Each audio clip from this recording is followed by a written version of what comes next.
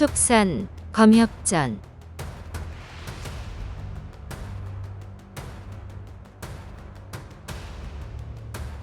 64화 신묘한 이화창법. 간악한 요법을 시전한 과군박은 협례를 함부로 감금하고 사랑을 오해해 토라진 대상령은 창법을 배우려 마음먹네.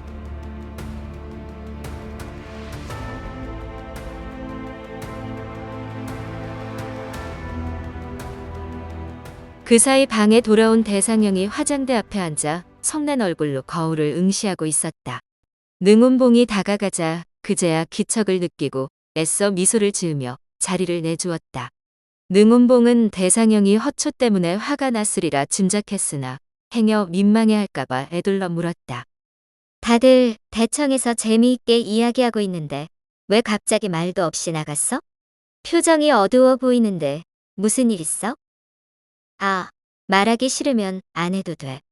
그나저나 내일이 벌써 정월 보름이네. 곧 백대협이 돌아오시겠지? 아, 정말 분해 죽겠네. 실은 그게 내가 허초 오빠 얘기를 자주 했잖아. 백기 오라버니, 형옥 오라버니랑 의형제 맺은 뒤로 늘 나한테 잘해줬거든. 평소에 허초 오빠랑 호랑이나 표범 같은 맹수가 없는 앞산에서만 사냥을 했던 터라 이번에는 새해 기념으로 같이 형산에 가자고 할 생각이었어.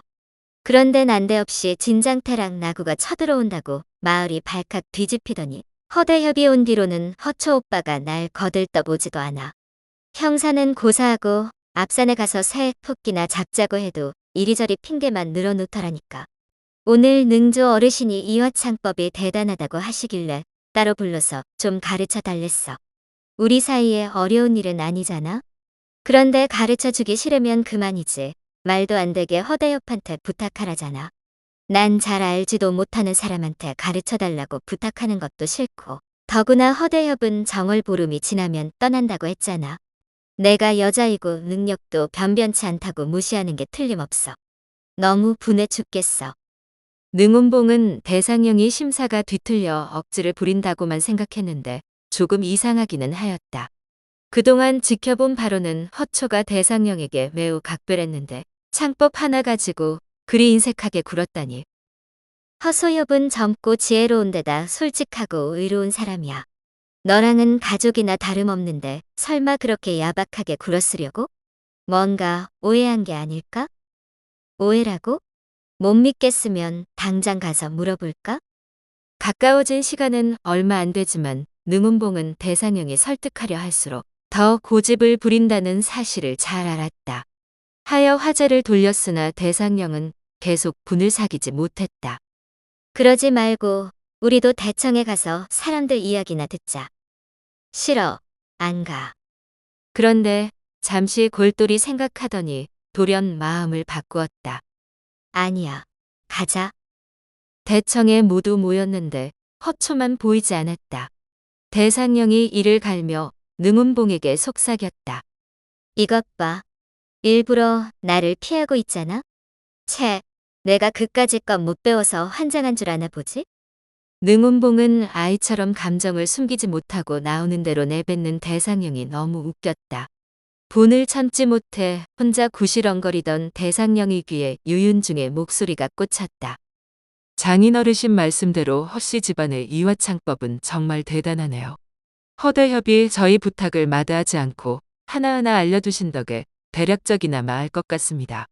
곧 먼 길 떠나시면 언제 다시 만날 수 있을지 모르겠군요.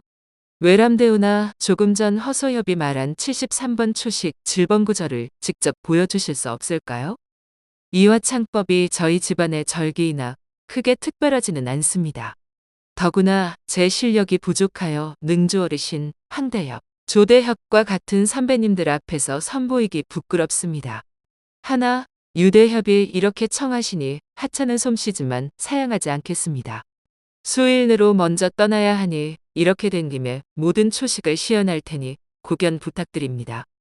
모두가 환호했고 특히 이화창법이 궁금했던 대상령과 능운봉은 더욱 기대에 부풀었다.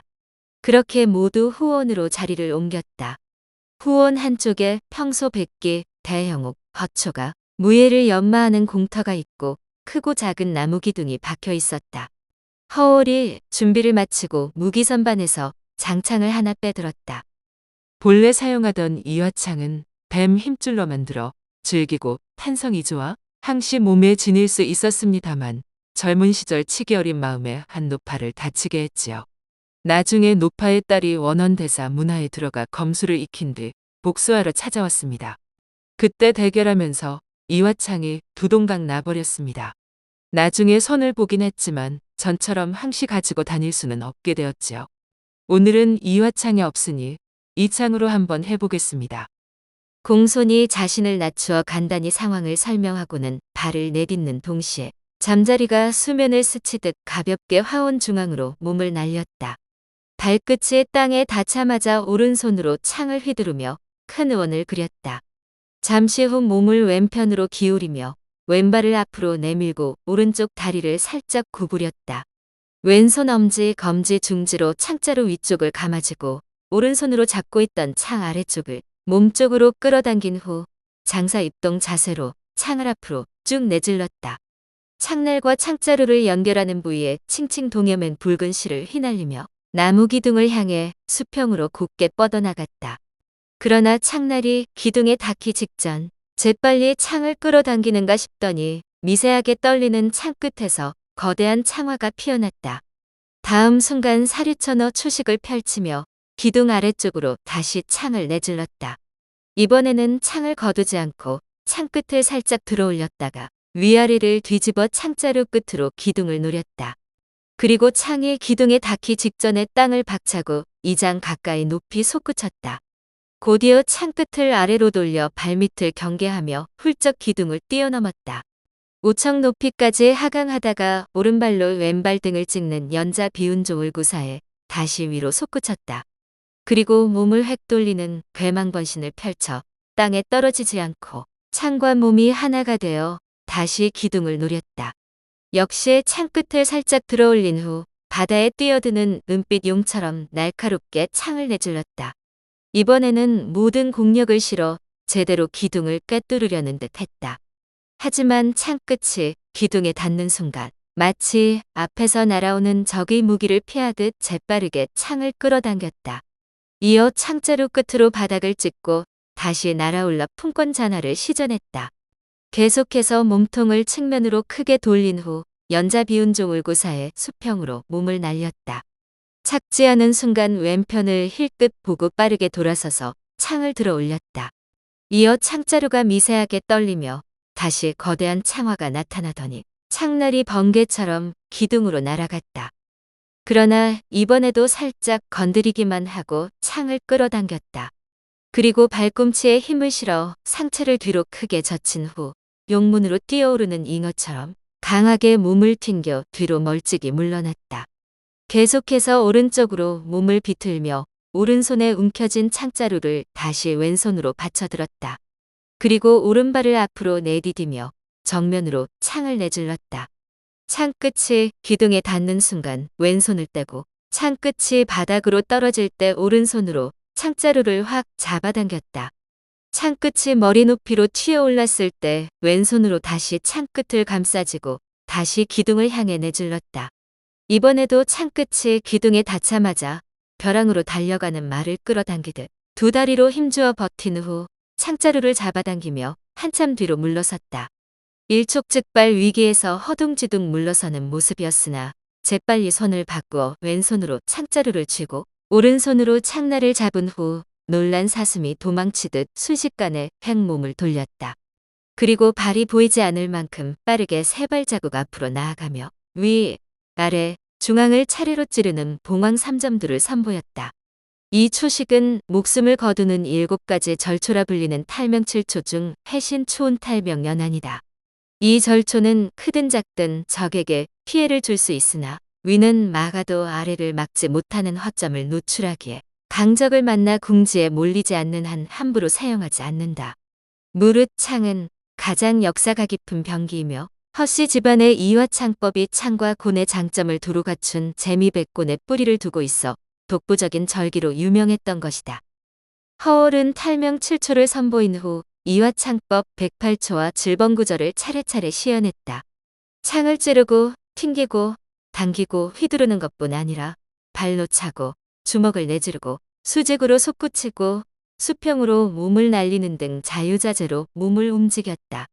매우 차분하면서 안정적인 자세를 보여주다가 어느 순간 갑자기 질풍처럼 빠르게 날아다녔다. 절묘하게 창과 하나 된 허월의 움직임은 그야말로 탄성을 자아낼 만했다.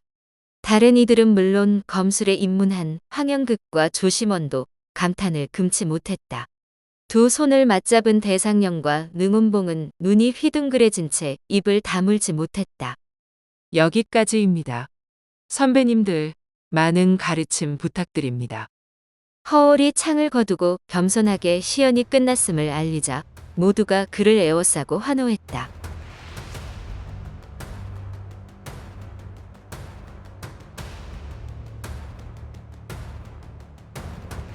다음 화에서 이어집니다. 더 좋은 콘텐츠를 제작하기 위하여 구독과 좋아요, 알림 설정 부탁드려요.